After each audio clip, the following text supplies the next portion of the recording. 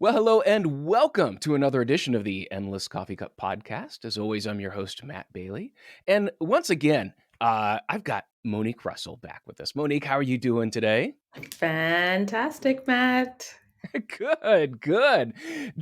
Just to part of it is because this is a part two. We filled up that first hour when we talked, and I just wanted to dive more in depth with employee retention and training employees and how that helps retention for employers. Like we talked about communication skills and all that, but we did not dive into, really that's the center of what you're doing is helping employers increase retention through training. So, Absolutely. yeah, this is welcome back. How's that? It's glad to be back. It's like, welcome home. Got to take my shoes off, Oh, kick feel back, free. Yeah, gotta just get some relax. tea. Yeah. Yeah. Get that nice leather recliner over there. This Thank is you. your place. Thank you. So, yeah, talk to me a little bit about, when someone contacts you, you do a lot of work with organizations. And I mean, what do you see as far as how retention plays into training? Where are you coming from and how do you fit into that? Yeah, so I mean the part that I absolutely love is helping people to get better at their jobs. And there is a lot of information and research where we understand that people will leave. They will leave for a better job opportunity, if they have the chance to get better at what it is that they do. So when someone reaches out to me, they're looking for an opportunity to improve the existing skills that their leaders or their new managers or new supervisors have, or they want to help the executive team to really get better at identifying trends and seeing how to make shifts within their workplace because, a lot of the skill development starts at the top, trickles on down. So yeah. Absolutely. Well, and especially with this, the influence of AI now. I mean, it is hit like a brick wall. And I think, do you see that people are scared or concerned about their skills with, all of a sudden AI is in every headline every day, it seems like. Yeah, there are a couple of camps. I would say there's a scared and concerned camp, but what I see is a lot of excitement. And I mean, I could even tell you from my 60-year-old plus mother, who's like, "Get me on GPT." Oh, Okay, wonderful. get me on GPT chat, not chat GPT, but GPT chat, whatever it is, because people, it doesn't matter where they are, they want to be able to utilize tools to help them be more effective and efficient. And you can use these AI tools to sort of maybe just do a brainstorm or a jump start in places or areas where you get stuck. And it's a complement. So I think it's really around having the self awareness on how to use it because I've ran into scenarios where people feel like, oh, it's just going to take too much time to learn. It's not effective. And actually, if you look on social media right now, you could kind of tell who's using Chat GPT without any tweaks because it tends to spit out a certain way when you ask it really elementary questions. But if you provide certain context, then you add your own flavor, you'll be able to utilize it in a way that could help you move the skill development forward faster as Mhm. opposed to having to start from scratch. So yeah, there are a lot of people who are excited because they know it's going to help cut their time in half and it's going to actually help them to make the decisions that they need to make in their day-to-day jobs without getting bogged up into all of that analytical processing and thinking. Absolutely right, and I love what you said about, people are using it as a replacement. I got an email just yesterday, and I'm reading through the email, and I'm like, "This is AI." It was so obvious because and that's the thing, if you're using AI, you're gonna be able to spot AI because it was so bland. And it was unusual for that newsletter. It was just so out of character. It didn't have the voice, didn't have a personality, and the transitions of the pair. I'm like, oh, this is so come on. I kept it as an example. I've got this little I call it my email favorites, and it's where I put all the things where I'm like, that's wrong, That's terrible. Oh, that's good. I just wanna keep this record of Oh, these that's examples. good. Yeah. I even see some people do that on other people's posts, and they don't even take the time to make, any effort to clean it up. I see they just come and put a copy and paste, and it's like, you don't realize how that's actually damaging your digital image and your Right. digital presence, which is another thing people are sometimes not mindful of, but it definitely impacts, what people perceive about you. Yeah. Oh, what do you think about the new LinkedIn AI tool to help you write a post? Have you played around with I that? have not played around with it, but I mean, I haven't really seen anyone utilize it. I don't know too much of it, but I mean, if it can help them write a post, but they keep their unique perspectives or add their science to it, because here's what I think. We've all been using AI, just not with to the speed of what we're using, and not in the technology text or context. But if you look at it, all the regurgitated messages from the 5 to 10 top influencers in the world, we've constantly been repeating and regurgitating and repeating and regurgitating and repeating and regurgitating the same messages. So, you know what I mean? So people share that as thought leaders or their thought leadership, but they don't add their own perspectives. And that's what I think is missing. And if they didn't do it before, they surely aren't going to be able to do it now with digital tools. And that's where people in the learning and development field have a chance to really help people to go a little bit deeper, to stand out from their competitors, and to improve their workplaces, especially as they have multiple generations coming in and out. Because the multiple generation conundrum or puzzle is one where we have to be flexible, we have to be adaptable if we're going to work to keep people in their jobs, keep high performers in their jobs. Absolutely. I just saw an article, and one of it was talking about, the digital skills and what should be expected. And it was funny because they made one of them made the comment of, "We're expecting digital marketers to be a Swiss Army knife." To have this many skills that can be used at any point. Um, but there was another one that was very interesting because to your point about even older employees that let me see where it is here. Is really yeah. All the talent is not coming to the industry, and what talent is left has gone out and competing as freelance, and the people that stay are junior. Wow. I That just amazed me. And then another response in the article said that we desperately need to keep these experienced people. They're the ones who understand how to build strategies across multiple platforms. Youngsters do not have this experience. That's a joke. A joke. You said it, and I instantly got a chuckle and a tickle because I mean, my philosophy. It's not about limiting around age.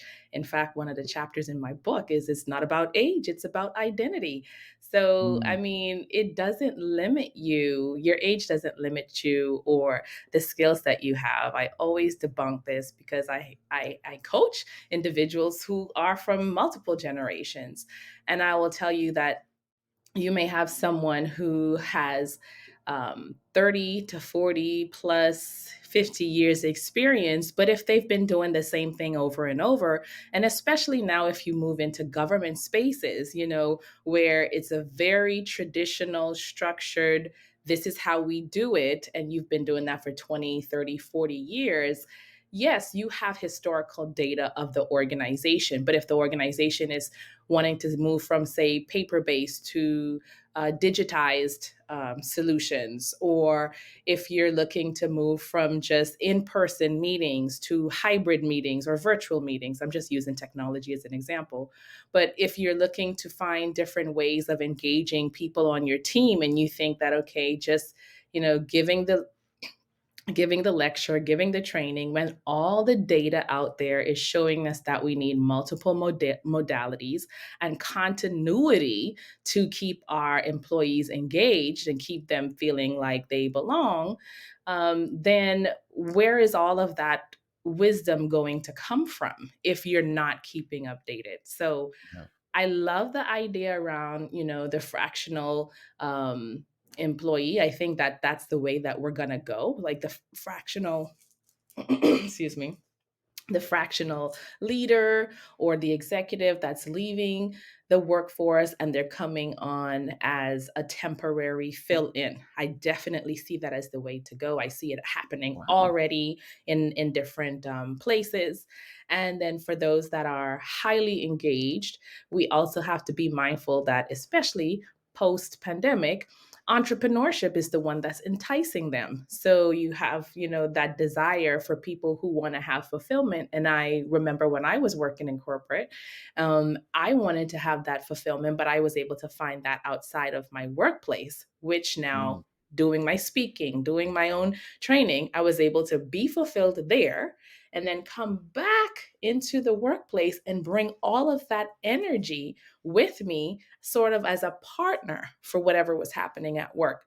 But I think that's one area people struggle because, again, if it's an unconventional approach to leading your team, you don't know how to feel or how to encourage that type of curiosity, that type of questioning or innovation that's within your team. So I don't know.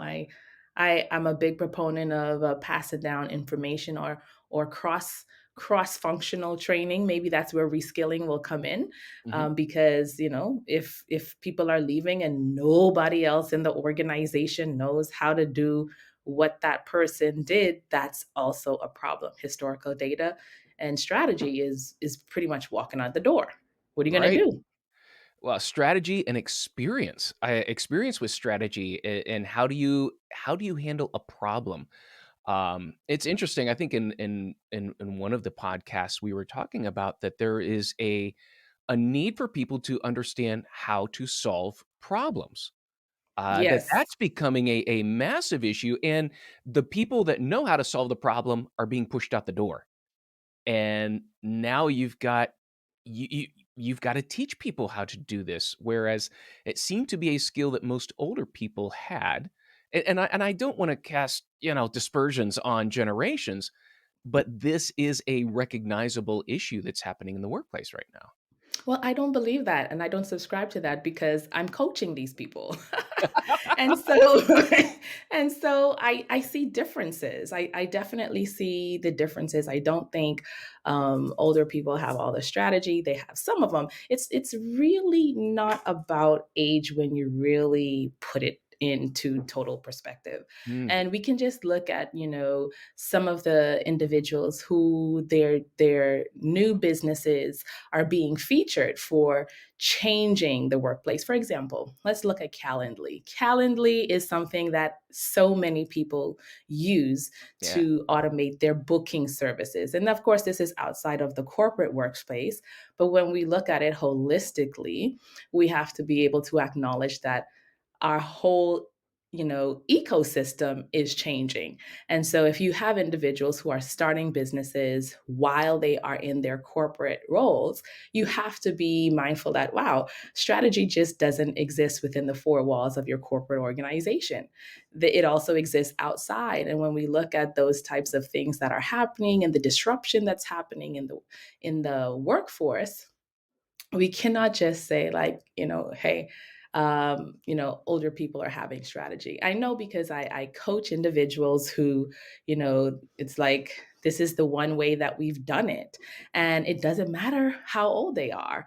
They can be millennials, and they can still feel that certain sense of stability in tradition, or resistance to change. yeah. So, I mean, if I didn't experience it firsthand or see it firsthand, maybe I might subscribe to that ideology.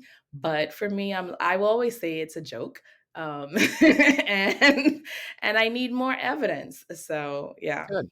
I like that. That is a great, great approach. Yeah. You're on the ground, so absolutely, that's amazing.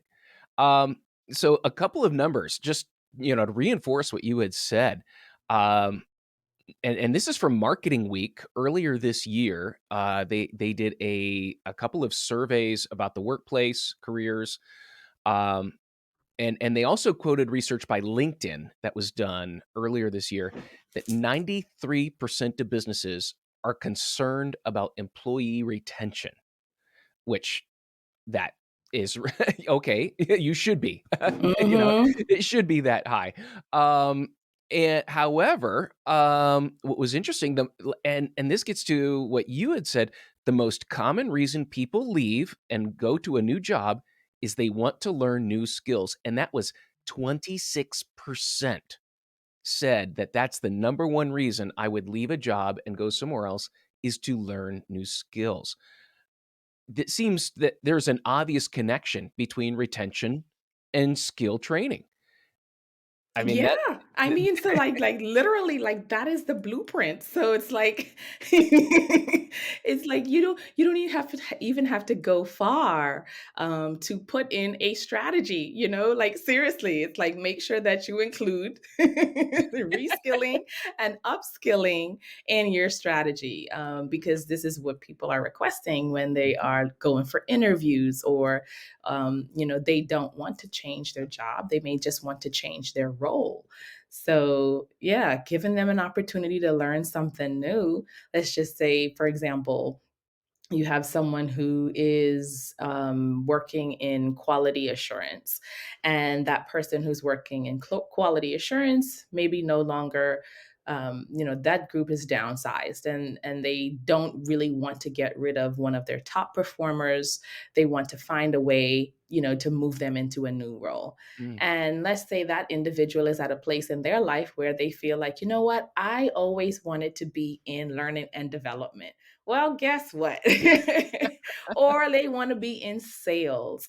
It would be really advantageous to consider having them reskill to learn those new tools. They stay within the company, so they still have the company's, culture and the lingo and the background and data, but now they get to see things in the company from a totally different angle. Or if they're Mm. moving into sales, and let's just say it's enterprise sales or software.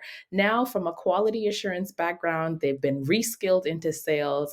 They can talk to the customer about the depth of the solution because hey, they've been there before. So I just think there's a lot of opportunity for companies to find ways to maintain and retain their employees by introducing them to new skills so that they have coverage across multiple sectors. That is amazing. I love it. And yeah, there is something about promoting from within, about, moving people, if you're not being challenged, let's find something that challenges you. Get them before they get out. That that is the key. Mhm. And there is so much to that. And I also find what you said there about even enterprise sales. I had to laugh because there's always this tension between marketing and sales. There always has been, and I think even with digital, it's gotten even worse that there's just this tension, and yet we don't cross train. We don't. Marketing should have an incredible awareness about what goes on in sales, and sales should know. Here's the fences around marketing's playground. Here's what they do. I had a marketing manager tell me the other day. He's like, they keep asking for video, and they said 10 years ago that would have gone to an agency. Now they keep giving it to us, and we're not set up to do it, but they just assume we're marketing, we make video because we go on social media. Uh, it- Wow. yeah, and so there's a complete disconnect between here's what sales needs, wants, and does. Here's what marketing needs, wants, and does. And what an ideal time to transfer those skills and observe what each other does. These two teams need to kiss and make up. That's I definitely agree with that 100%. That is the way to go. And there's sometimes so much blending where people don't understand what the difference is in the role. you Mm, know, requires. They think, okay, you say you say sales, that means everything. That means marketing, that means SEO, that means public relations. You know, sometimes there's some level of confusion into the distinction within those roles. I read a research report, and I can't remember the name right now. I'll have to find it recently, but that talked about the fact that people don't really understand what skills they have within their team. So they mm, don't have an inventory of the skills they have in their team, but they know they need to upskill, they know they need to reskill, but they're not sure of what's currently existing. Well, if you're not sure what's currently existing, well, that's going to be a very difficult thing for you to be able to put into place a training plan, a development plan, or a learning plan. You're just throwing money towards some paper initiative or paper strategy to make yourself look good, but you're not actually moving the needle. mhm, mhm. I don't know. What do you think? Well, it's interesting because when you were talking about that, I mean, I'm thinking of, and I'm gonna ask you about your experience too. So in my training programs, my coaching, I would say I have half corporate paid training and the employees going through because their company paid for it. And I have about half individuals seeking it out on their own and paying for it on their own. Yep. And I would tell you the completion rates of individuals who are doing it on their own far exceed the corporate paid training. Now, I believe because we have a training budget, but who's the training manager? How, are you just, oh, you want to take this course? Here's the money. We'll pay for it. Where's the follow up? Because there is a drastic difference between the completion rates when an employer pays to when the self pay. And that tells me it's just a budget item. It's more There's skin in the game, you know? right, right. It's just a budget item. No, who's following up? Who's making sure that the investment in the training is being used and that where's the completion? How far are you in the course? It's really and that's just my observation, but I've seen this. I mean, completion rates anyway for online learning are well below 2%. Really low. Yeah, Really it's low. well below. Now it increases if you have an interactive component. That increases it. There are a number of things that do that, but, um, I mean, this gets to the heart of what you were talking about with a training and development plan. It's not Yes. just a budget item. It's an Mm-mm. active approach to I'm going to enroll my employees and we're going to follow up on it. We're going to Yes. take an assessment of are you learning? What are you doing with the opportunity that we've given you? I mean, that needs to be an essential component of it. I totally agree. It's really about creating that culture of learning right now. It's creating that culture, and that culture is continuity, sustainability, accuracy and assessment. It includes everyone to be involved so that, you know, leadership is modeling this type of behavior.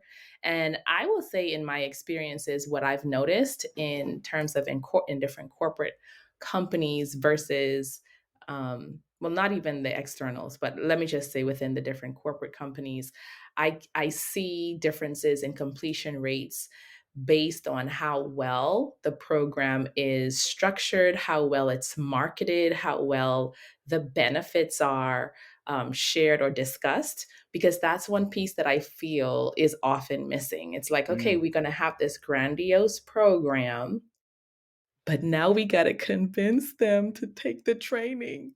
They're gonna say they don't have time for the training. They're gonna say, you know, so if we have to convince them that they have a benefit, I mean, it's just imagine. It's like, guess what? Matt, you get a $5,000 vacation trip. You get to fly first class, and I gotta convince you. I don't have to convince you because you already know the benefit. It was already Right. presented to you that way. But the marketing piece, I think we also think about marketing externally to customers, but you have to market internally to your employees. You have to get them.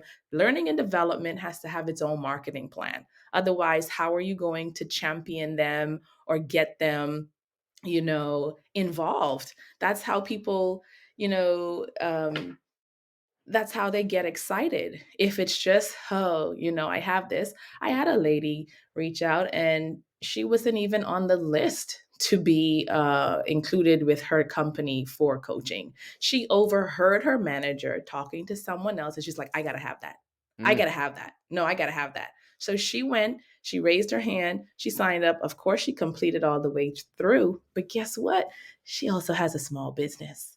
She also has a small business. You see what I'm saying? So when you think about the people who are hybrid, who are entrepreneurs and entrepreneurs, a lot of times for those folks who know that they need to develop themselves or their skills, it's really a partnership. It's a mm, win-win. It's the what's in it for me. Well, guess what? I get to have a coach and develop in my leadership skills. That helps me here on my job and here in my business.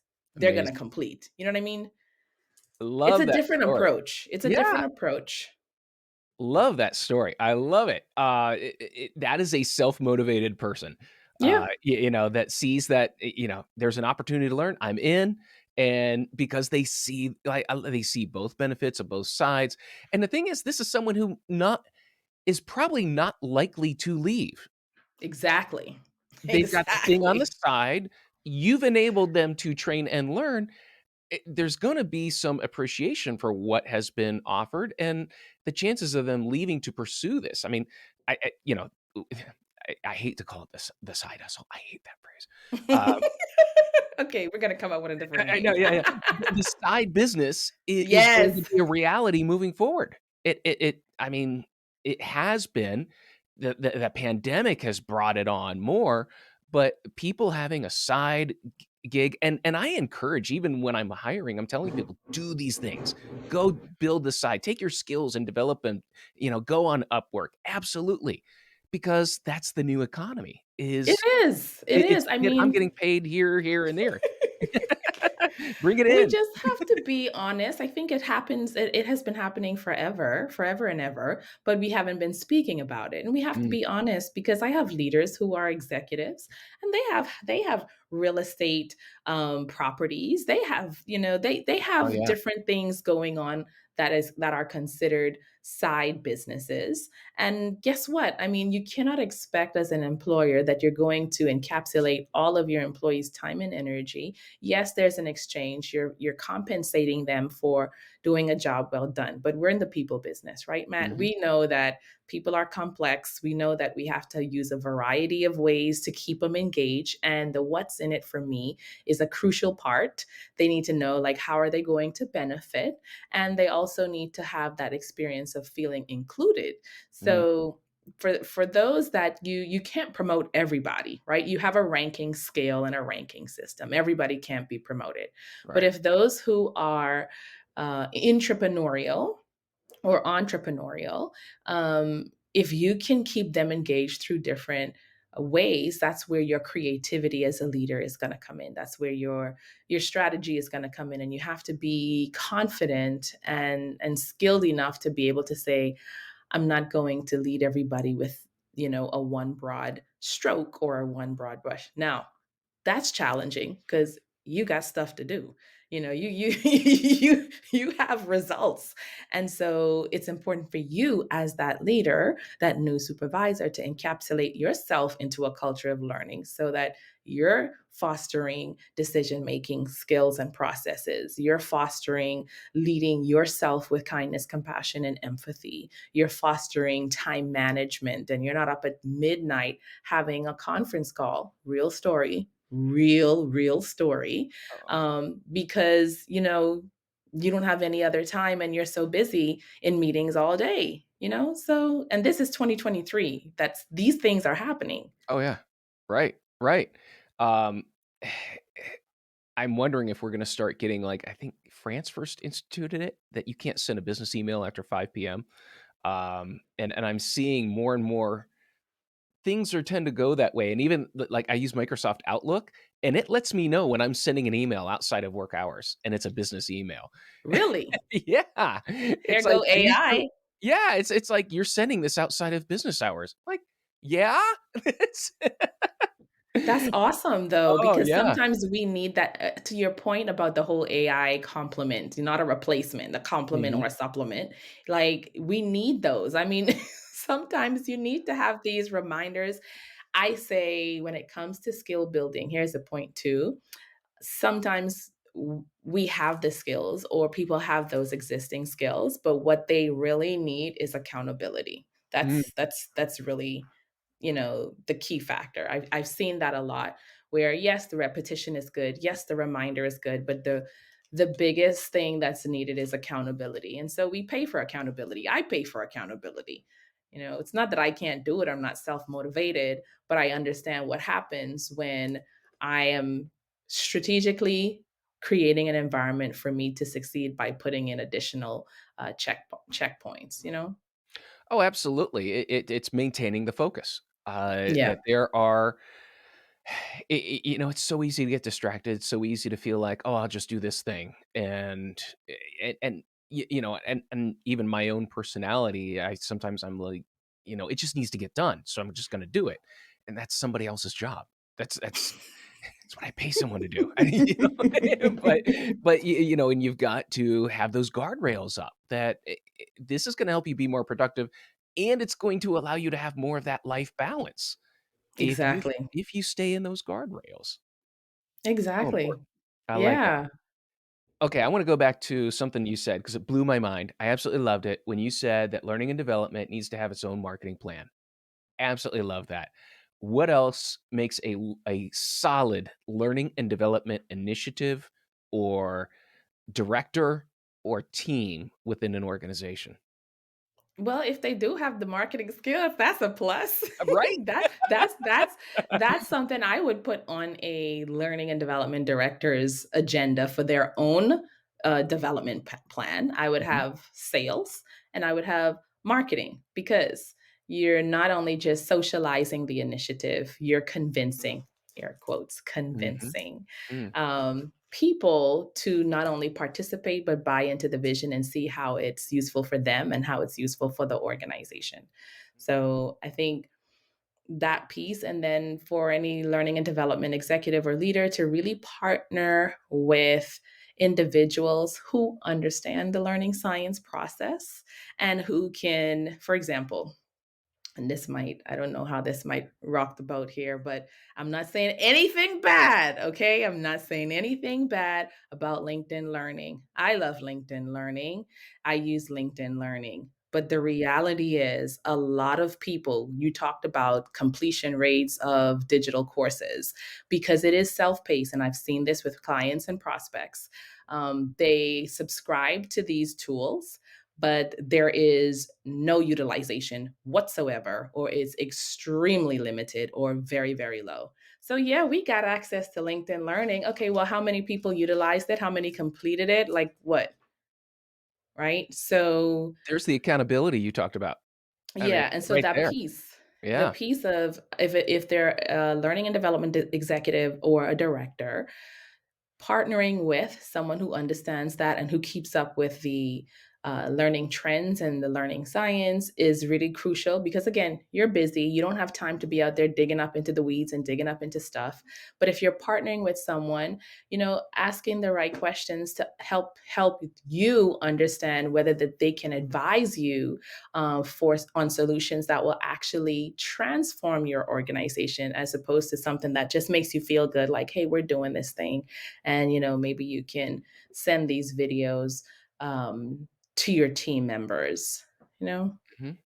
Well, and you bring up a good point, and you're not rocking the boat. This podcast is made for contrarians. I absolutely because I just feel like that there's truth in someone saying, "Wait a minute," and we've got to listen to that. And as much as I love LinkedIn, I produce content on LinkedIn. However, I will be the first one to say there's a limit on it. Number one, and the difference between online learning and classroom learning is you can't even compare the two. Uh, there was a great book about this, and um, Sherry Turkle, I believe it is Reclaiming Conversations. You got your pen out, yeah. Sherry Turkle, Reclaiming Conversations. She's an MIT professor, and she talked about the difference between online learning and classroom learning. She said the number one thing that students got from in classroom is how their teacher responded to questions. That was the most impactful thing, and so it had nothing to do with the actual content. And when we think about online learning, all you're doing is putting the content on video. However, real learning from the student's perspective was I was able to ask a question and I could watch the teacher formulate an answer real time. Were they thinking about it? Were they choosing how did they choose these words? How did they respond? What kind of answer was it? It was that process that meant the most to the students. And Mm, that, you get let's not even talk about the nonverbals.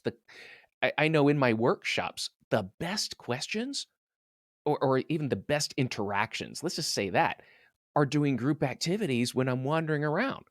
That's when people will ask the question that they don't wanna ask the room. That's when people are saying, "Is this what they want that feedback, and that's where I feel like the real learning takes place. mm. Everything that I say from the stage can be in a book, but Literally. it's outside of that, and that's where LinkedIn Learning is like, okay, it's kinda like that 90% of communication is nonverbal, and LinkedIn has that 10% of communication, which is information. That that's why I just love that in-person experience because the depth of learning goes beyond just the information that's presented. Yeah. So to your point, coupling it with interactivity and coupling it with instructor guidance. I mean, because I mean, you look at all these courses that are online from universities, right? And people are going through them, and even the top tier schools, they have them as well. But they are either accompanied with some instructor guidance for the asynchronous process, or they're a hybrid, or to your point in terms of the engagement, it's there. I don't have any problem with repositories of learning videos, and there's some excellent courses out there.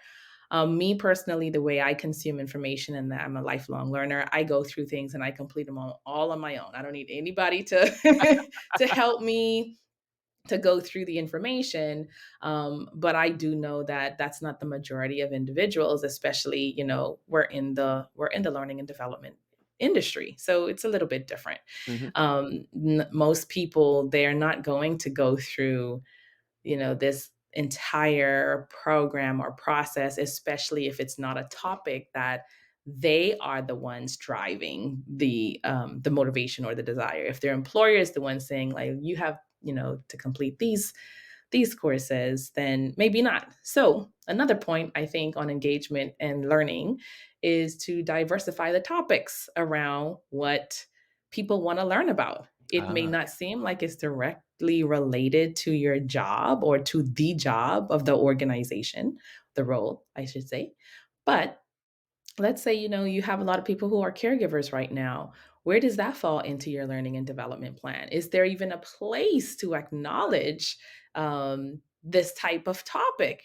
Because if you care about what they care about, then you're building trust. But mhm. if it's a one-sided solution, or you're not co-creating the learning process, then it's going to be hard for transformation and completion to happen. I love the example you brought up because, like the caregiver aspect, for an organization to be aware of that requires empathy, and it requires viewing your employees as a whole person and not just productivity number. Um, because you're asking about the holistic person of how can we as an employer provide information to you that you need, not just for to make us better as a company, but what's going to make you better, what's going to make you feel more. I mean, you're answering questions that people have outside of work, and you're helping them be a better, more equipped person. That makes them more, it does make them more productive. But I love that example because it goes beyond the bottom line. It does. I mean, those are the things that eat up brain space when you're working Mm, on projects with people. You put somebody who's going through a divorce and tell me that that's not impacting their way that they deliver in their work. Come on. yeah, I yeah. mean, it will. And in the United States right now, we're coming through this student loan repayment plan stuff because things were put on hold. Things were put Oh, on hold during the pandemic, right? yeah. So you have people who, well, guess what? Finances is a big thing that impacts the way people show up at work. But what if they're able to get some support at work, learning on the job? It's a new skill and critical thinking and planning. And now you're helping to improve the quality of their life. There's so many different things or angles we can look at, even including the health and wellness. A lot of people have lingering illnesses from catching COVID, and so instead of looking at the wellness as okay, we're going to give you some extra buzz dollars if you go see your doctor, go see your dentist, or just have this relationship with the insurance companies. I mean, really thinking about the holistic aspect of wellness and how to bring that in. It's a tall order for an organization, but the key here is to figure out which one or ones of the approaches make sense for their company, their team, and most importantly, the direction where they want to take their Mm, organization in the future. So right. we're not just addressing now, we're addressing, the skills of the future, the team of the future. Yeah. Yeah, So, yeah. absolutely. Wow, amazing. Absolutely love this. Um, most of what I've seen as far as a learning and development, whether it's a plan, whether it's an initiative, they're recommending, I think, like 3 to 5% of budget should be spent on training. Um, and granted, it's going to be, for smaller employers, that might be a big hurdle. That seems somewhat reasonable. Um, but again, I think it comes down to that formation of how that's administrated. Um, you know, like to your point, we have LinkedIn. We got LinkedIn Learning. There's our budget. Go at it. And we just kind of unpack that it's not gonna be enough. It's not gonna be enough. How else are we going to fulfill this? Oh, you're gonna love this. This was done by this was the OMCP, Online Marketing Certified Professional. They have a certification, and they found that of the employees that initiated a learning and development plan within their marketing department. So this is someone who they saw the certification, they said, "Let's get our department certified." Within 1 year, 90% of them had been promoted and were now managers or moving up into management because they had initiated the learning and development process among their team, and now they were moving up in the organization because of that. I thought that was just a phenomenal Incredible. example of, if your organization isn't doing it, you as an employee have the power to do this as well. Outstanding. Outstanding. That's what I call a highly engaged, highly engaged professional. We don't want you to Right. go anywhere. What can we do? What else do you need? Mhm. How can we skill? How can we recognize you? Yeah, because Yeah, they're infectious to that point. They are yes. infectious. Well, and it's someone who cares about their job, they care about their team, they care about overall the company. And Yes. so, when you get someone like that, let them go. Let them go crazy, Hmm. and find some of these opportunities. But something else you had talked about is when you're partnering with a trainer, and we kinda went the LinkedIn route, but how as an organization do you vet potential training partners? I've seen before where people brought in someone as a trainer because they saw them at a conference and they did a great keynote or they had an entertaining session, so they brought him in to train. Uh, there's no measurement, there's no evaluation.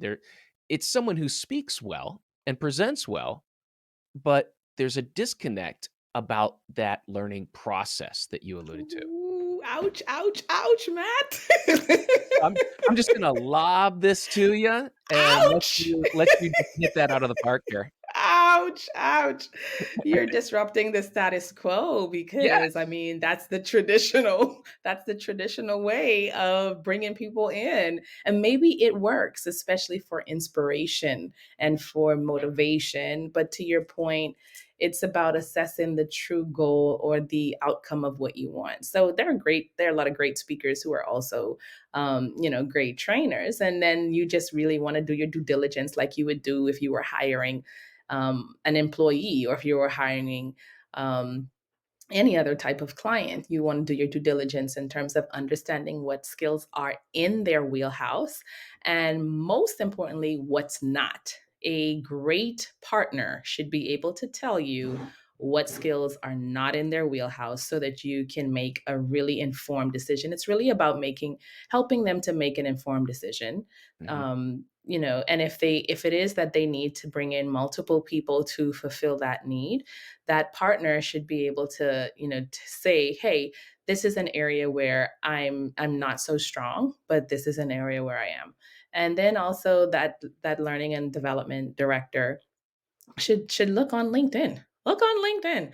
I don't want to say you just have to use that as the end all be all, but it's one tool that if you are in learning and development and you are a professional, I mean, chances are you'll have a profile. You don't have to be the most active on the platform, but Oh, if you're yeah. not keeping up with trends, like assess them. If they're not keeping up with trends, or at the very least in the online digital business community, that could be one way. Look at their testimonials. Like I have over 70 recommendations on my LinkedIn profile of people that have worked with me, real people that have worked with me or experienced my programs, and talk about the experience with that it's like working. Contact them, see what they talk about.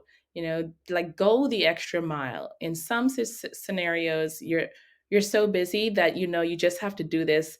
We need three people. We need to do the pitch for three people, or we need to get three quotes and find out who's the cheapest or who's Yeah. the best or who's Oh, there's no due diligence. Like really go into due diligence. You do your due diligence in real estate. I also have a real estate license. And I always tell people don't skip over, doing your due diligence to make sure that there are no latent defects mhm, within in the property or the process, right? So just do the due diligence process. Make sure that your training partner can tell you what they are good at, what they're not good at. mhm, Look at their receipts, look at their outcomes, like what have participants been able to experience with them. Sometimes if you just want to check the box, and I want to say this, let me just give permission to anybody out there who just wants to check the box. Like it's not a bad thing. Just say so. Just say so. Like yes. just say, look, I am looking to check the box. Period. Like that starts our conversation from an entirely different place. I totally Absolutely. respect you. I know that you're not looking for transformation. And then we can have a more honest conversation about what you're needing? Thank you. I love it. Yes. I think about the trainings I've had where it became obvious in the first 10 minutes, this is a checkbox. This is just filling hours, here's a training opportunity, go. And you can just tell the motivation level is lower. And now it's on me as the presenter to figure this out and to adjust because now it's gotta be more entertaining. Mhm. It's Mhm. more entertainment than education, but I love that because and you said the magic word, it's outcomes. What is it that you want people to experience, to be equipped with, to do as a result of this? And if you have no outcome desired other than don't don't call it training then. Just call you know, if it's a checkbox, don't call it training. If it's you want them to be expired, don't call it, inspired, don't call it training. Training, as soon as you call it training, there's a whole box we've got to unpack now. Exactly. And it's more difficult, and it's gonna be hard, and there's gonna be questions. And so, yeah, that outcomes question is vital for any company. I usually find a good learning and development director, they understand that. Um, Yes. but when a company is looking to start a training, there is growing pains. There's a whole vocabulary you're going to have to learn. There's a whole world of understanding how training happens in order to get the outcome that you want, and you have to be able to define that outcome. Mhm. That's gonna make the Mhm. conversation and the process so much more smoothly if you understand that. 100%, 100%. We are about starting genuine conversations from the beginning so that we know how to, plan and approach and prepare. Yes, there's sometimes we can help you with that checkbox. It's not a bad thing, We're not going to look at you any differently or negatively. Just say so. Yes, absolutely. No, and that's honest. It's honest, so that I love it, yeah. Just tell me Yeah. that's what we're doing here, and we'll be That's fine. it. I can Hmm. handle that. Yeah, we can handle Totally. that. Oh, Totally. man, fantastic. Monique, this has been such a wonderful conversation. It's great getting to hear more about your perspective about training and skilling and how you work with employers. Thank you so much for making the time to come in today.